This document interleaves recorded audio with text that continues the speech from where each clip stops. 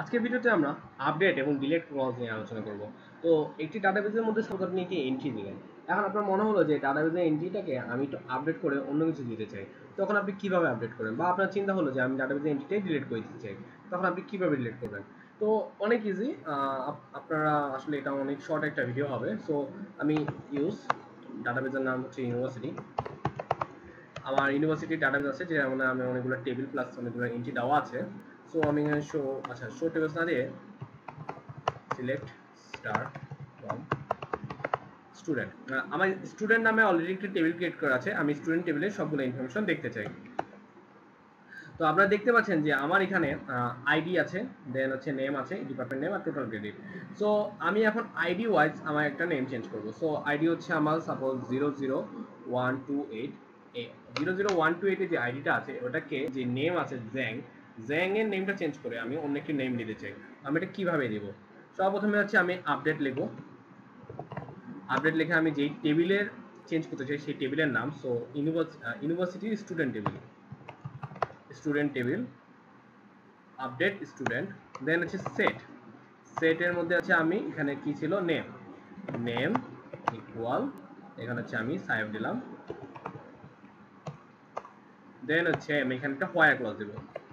আপনারা জানেন হোয়াইলের পরে আমি একটা কন্ডিশন দিয়ে থাকি। সো কন্ডিশনটা হবে আইডি ইকুয়াল আবার যে আইডিটা ছিল ওই আইডিটা। সো আমি এখানে আইডি ছিল 00128, সো 00128।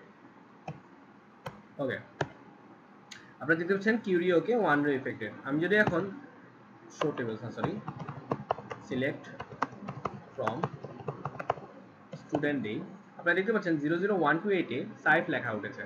তো এখন সাপোজ ধরলেন যে আমি 00128 আইডিটা টোটাল যে কলামটা আছে টোটাল কলামটি আমি ডিলিট করে দিতে চাই।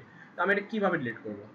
তো ডিলিট করার জন্য আমাদের ডিলিট একটি কিওয়ার্ড আছে। সো ডিলিট কিওয়ার্ড, ডিলিট, দেন হচ্ছে ফ্রম, তারপর হচ্ছে টেবিলের নাম হচ্ছে আমার student. Delete from student, then হচ্ছে ডিরেক্ট হোয়ার ক্লজ। হোয়ার এখানে হচ্ছে আমি আইডি লিখবো। ID equal 00128। আপনি চাইলে এখানে এন্ড দিয়ে আবার লিখতে পারেন নেম ইকুয়াল সাইফ। সো এটা কোনো প্রবলেম হওয়ার কথা না, বাট প্রবলেম হবে না। বাট আপনি চাইলে এখানে আপনার মাল্টিপল কন্ডিশনও দিতে পারেন বা সিঙ্গেল একটি কন্ডিশনও দিতে পারেন। আমি মাল্টিপল কন্ডিশনটাই দিয়ে রাখলাম। Can not delete or update a parent row point key constant fails. আচ্ছা, আমার এখানে কিছু পয়েন্ট কি রেফারেন্সেস দেওয়া ছিল। সো আমি এটাকে ডিলিট করতে পারবো না, কারণ এটা হচ্ছে অন্য একটি অ্যাডভাইজার, অন্য একটি টেবিলের পয়েন্ট কি। বাট আপনাদের যে টেবিলটা আছে, মানে যে টেবিল থেকে আপনি ডিলিট করবেন সেই টেবিল থেকে হচ্ছে এই এসকিউএল দিয়ে আপনার ডিলিট করতে হবে। তো আমি ঝটপট একটি ছোটখাটো একটি টেবিল ক্রিয়েট করে আপনাদের জাস্ট ডিলিট করাটা দেখি। তো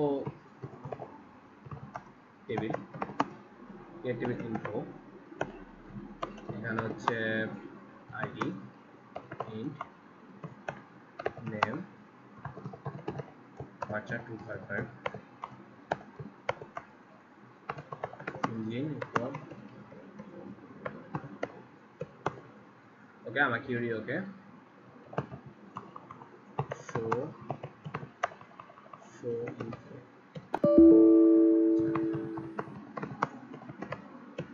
ডেসক্রাইব ইনফো।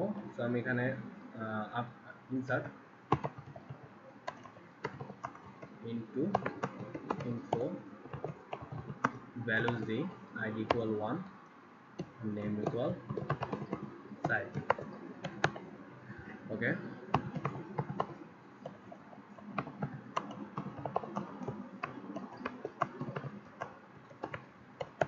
আপনারা দেখতে পাচ্ছেন আমি একটি ইনফো টেবিল ক্রিয়েট করেছি এবং ইনফো টেবিলের মধ্যে আমি একটি ডাটা এন্ট্রি দিয়েছি যে আইডি ইকুয়াল টু সাইজ। তো আমি এখানে আইটি ডাটা চাইলে অ্যান্সার দিতে পারি। ডাটাটা suppose ID equal to Riyad দিলাম, আর এখানে হচ্ছে আইডি ইকুয়াল 2 দিলাম। আমি যদি এখন আবার সেই এসকিউএলটা চালাই, আপনারা দেখতে পাচ্ছেন দুটো এন্ট্রি দেখাচ্ছে, সাইফ আর রিয়াদ। তো এখন হচ্ছে আমি সাইফটা ডিলিট করতে চাই। ডিলিটের জন্য আমার কি লাগবে? ডিলিট ফ্রম, টেবিলের নাম হচ্ছে ইনফো, হোয়ার আইডি ইকুয়াল 1, যেহেতু ইন্টিজার। সো 1 রিফেক্টেড। আমি যদি এখন সিলেক্ট অল ফ্রম ইনফো দিই, আপনি দেখতে পাচ্ছেন আমার সাইফ নামটা চলে গেছে। এখন জাস্ট রিয়াদ আছে। তো আপনারা আজকে দেখলেন যে কিভাবে আপডেট করতে হয় এবং কিভাবে ডিলিট করতে হয়। তো তো আমি যে প্রবলেমটা হচ্ছিল সেটা আপনাকে বলি। এখানে হচ্ছে আমি ফরেন কি রেফারেন্স করে রেখেছিলাম।